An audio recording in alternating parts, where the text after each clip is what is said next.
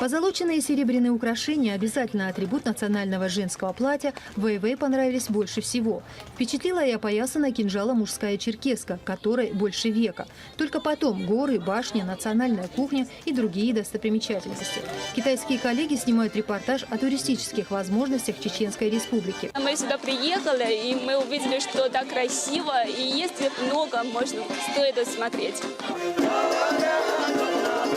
Суровые мужчины поют о любви к родному краю, о дружбе, о чести и законах гостеприимства. Не дожидаясь приглашения, здесь можно войти в каждый дом. На туристической выставке «Визит Чечня» представлены подворья разных районов, но для всех вы желанный гость. Демонстрацию туристических маршрутов не случайно начинают с горных районов.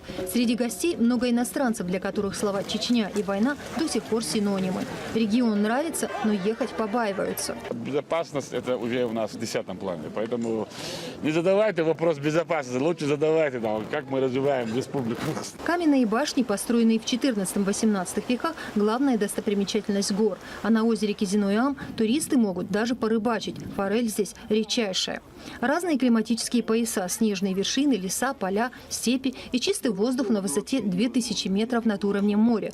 Туристические маршруты по историческим местам разрабатывают с обязательным посещением древних памятников архитектуры и мусульманских святынь. Отлично, сильный, крепкий,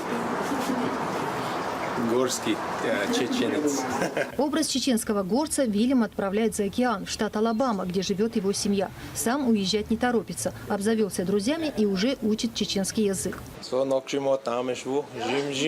Только в прошлом году здесь побывали 70 тысяч туристов. В этом обещают побить рекорд и принять 100 тысяч гостей. Самые посещаемые места в Грозном – это мечеть сердца Чечни и комплекс высотных зданий. Чтобы увидеть все и сразу, туристы поднимаются на крышу одной из высоток, где оборудована специальная смотровая площадка. Они делают селфи на фоне практически заново отстроенного города.